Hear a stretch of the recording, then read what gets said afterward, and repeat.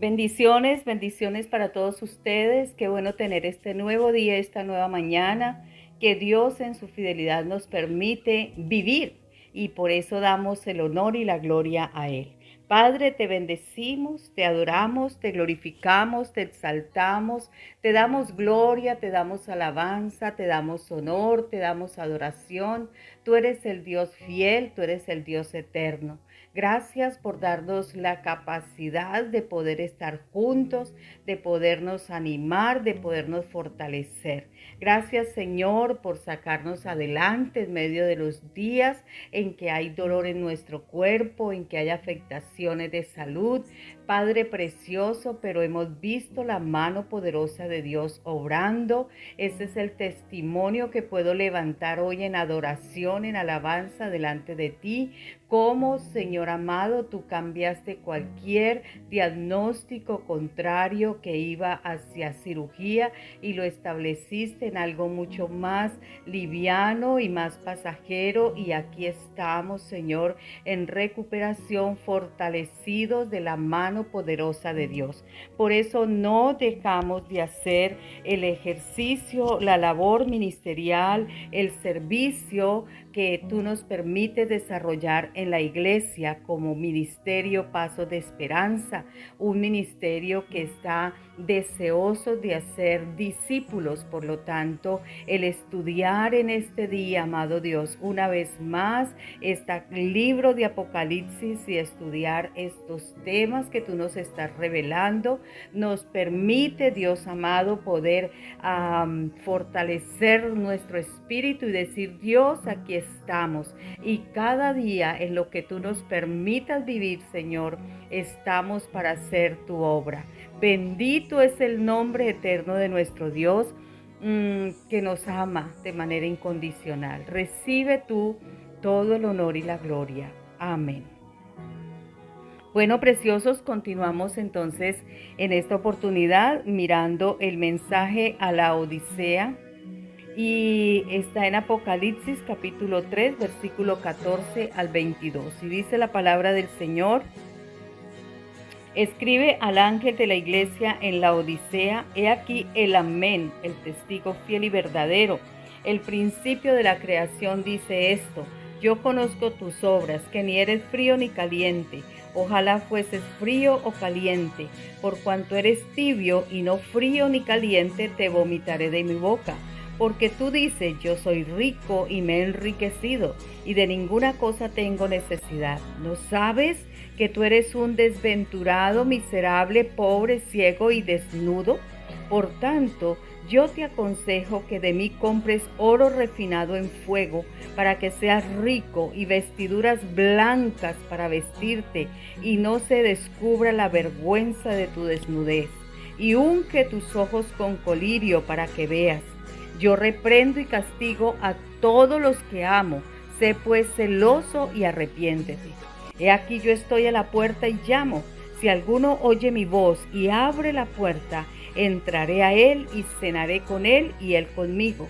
Al que venciere le daré que se siente conmigo en mi trono, así como yo he vencido y me he sentado con mi Padre en su trono. El que tiene oído, oiga lo que el Espíritu dice a las iglesias. Amén. En esta bendita y preciosa palabra del Señor, Dios está hablando una vez más a la iglesia universal y a la iglesia local, como era en este caso la iglesia de la Odisea. Y el remitente de la carta, el que escribe al ángel de la iglesia, se identifica aquí como el Amén, el testigo fiel y verdadero, el principio de la creación, dice esto. Y esta expresión, he aquí el Amén y el testigo fiel y verdadero, subraya la fidelidad del Señor Jesucristo. Él en todas, absolutamente todas las promesas que nos ha dado y toda la palabra que Él ha soltado, todo lo que Él ha prometido está ahí, inconmovible. Él es firme. Él no tiene dos aguas o dos caras. Él no está llevado de un lado hacia otro como la onda del mar. El Señor dice: yo soy el Amén, así sea. Yo soy el testigo fiel. Yo soy el verdadero. Y dice Segunda de Corintios, capítulo 1, versículo 20, porque todas las promesas de Dios son en Cristo, sí, y en Él, amén. Y es ahí donde nosotros podemos decir en este tiempo que Dios es el Dios de la verdad, quien nunca miente ni se equivoca.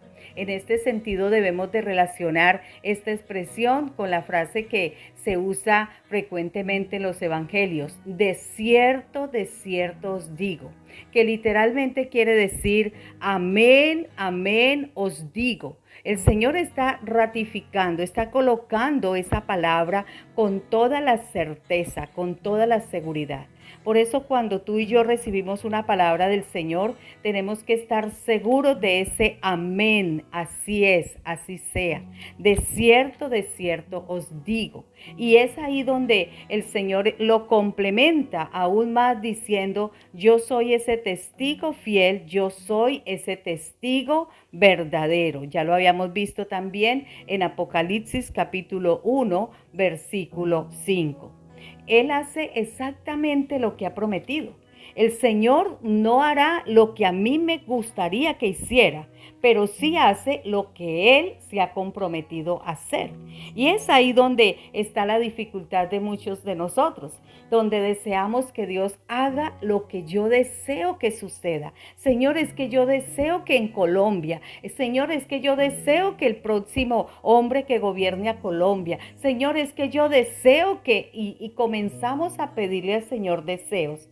Y el Señor no está comprometido con los deseos. El Señor está comprometido con lo que Él ha dicho.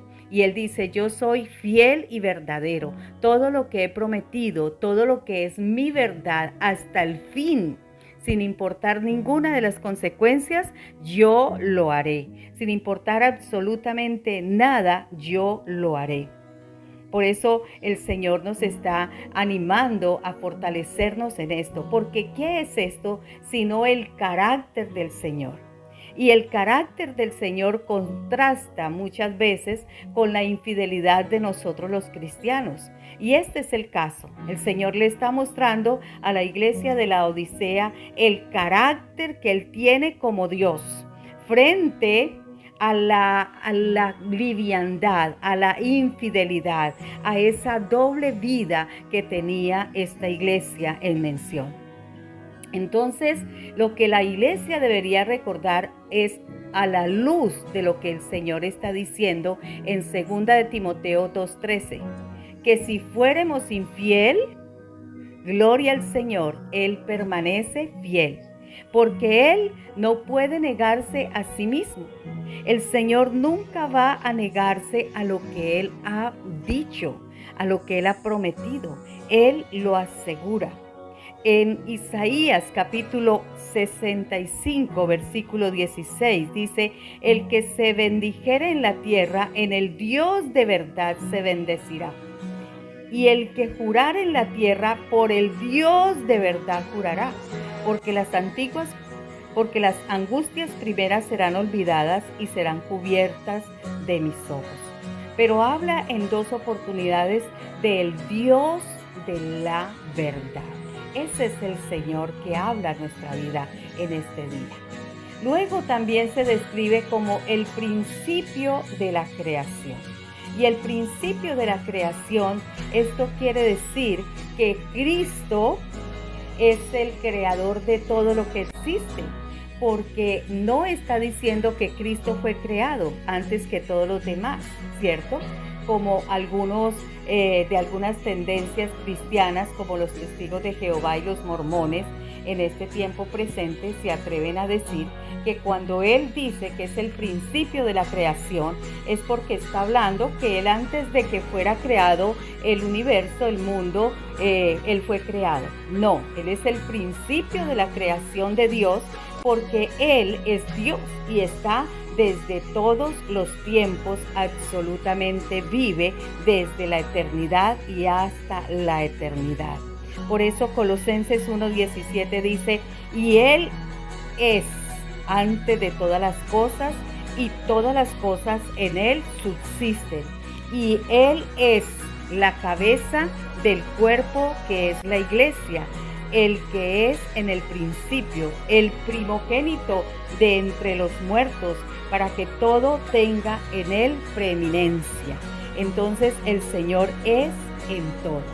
Lo que subraya aquí y lo que está diciendo la palabra es lo mismo que nos dice Juan capítulo 1, cuando nos asegura: en el principio era el verbo y el verbo era con Dios. Entonces Él es Dios desde el principio. El verbo era con Dios y el verbo era Dios, ¿verdad? Y todas las cosas, versículo 3, por Él fueron hechas, y sin Él nada de lo que ha sido hecho fue hecho. En Él está la vida, y la vida es la luz de los hombres. Qué buena escritura esta para afirmarnos con mayor certeza cómo el Señor es el principio de todo lo que existe. Por eso en Hebreos, vamos a mirar un poco la escritura en Hebreos capítulo 1, versículo 2, el Señor dice que en todos los tiempos Él ha venido hablándole al hombre, ¿cierto? Y en estos postreros días nos ha hablado por el Hijo, a quien constituyó heredero de todo, por quien asimismo hizo el universo. Entonces, en el libro de Apocalipsis debemos de entender que la palabra principio, como un título divino, es identidad de quien es el primero y el último, como lo dice Apocalipsis 21:6 y 22:13. Del mismo modo, esta palabra es usada por el profeta Isaías en Isaías 41:4, 44:6 y 48:12. Está usando esta palabra para hablar de quién. Lo vamos a mirar. Isaías 41:4 dice: ¿quién hizo y realizó esto? ¿Quién llama a las generaciones desde el principio? Yo, Jehová, el primero, y yo mismo con los postreros. Entonces está hablando de la misma esencia y sustancia del Dios triuno. Recuerde que Él es Dios triuno. Así dice Jehová, Rey de Israel y su Redentor, Jehová de los ejércitos: yo soy el primero, yo soy el postrero, y fuera de mí no hay Dios. Está hablando el Dios triuno, está hablando la misma esencia de la Trinidad. Y tomando ahora Isaías 48:12 dice: óyeme, Jacob, y tú, Israel, a quien llamé, yo mismo, yo el primero y yo también el postrero. Amén. Entonces Cristo es la fuente, amén, pero Cristo es el origen de todo lo que existe, y por esta razón en Él es que se encuentra sentido de todas las cosas. Por eso en Colosenses 1:16 Pablo nos dice: porque en Él fueron creadas todas las cosas, las que hay en el cielo como también las que hay en la tierra, las visibles e invisibles, sean tronos, sean dominios, sean principados, sean potestades, todo fue creado por medio de Él y para Él.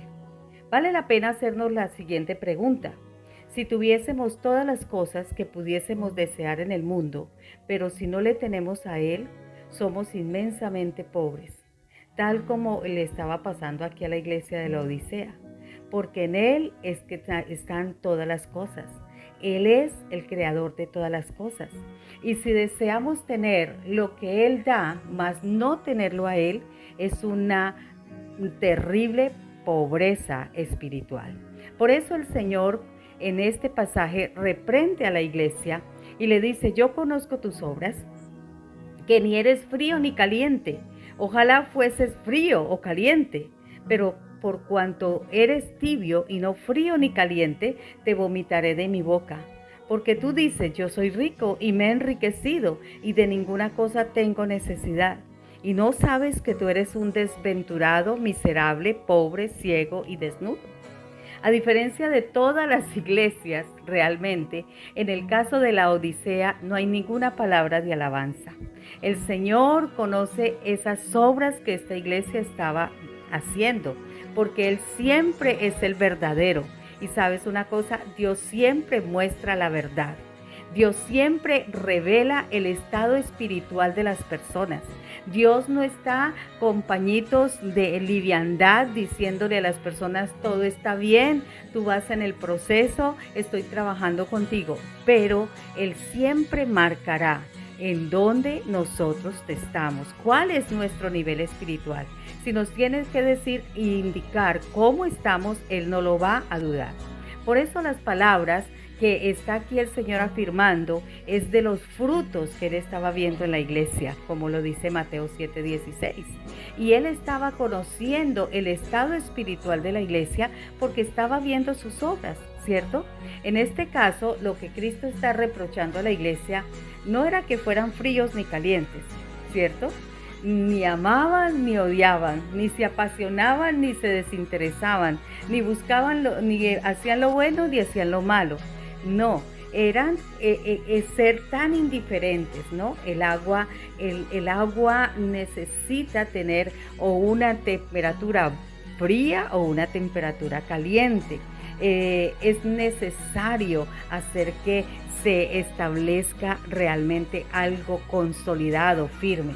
El agua tibia solamente es desagradable y produce lo que dice la misma expresión, vómito. Entonces, en este sentido es interesante notar que había un contraste entre Éfeso, la iglesia en Éfeso, la iglesia en Tiatira. En Éfeso, los creyentes odiaban las falsas doctrinas que también el Señor rechazaba. En Tiatira, amaban a las personas, pero no odiaban el error doctrinal, ¿cierto? Y ahora en la Odisea, ni amaban ni odiaban. Había tanta indiferencia. Y con frecuencia muchos de nuestros problemas nos vienen exactamente por estar ahí, en esas dos tintas, como solemos decirlo.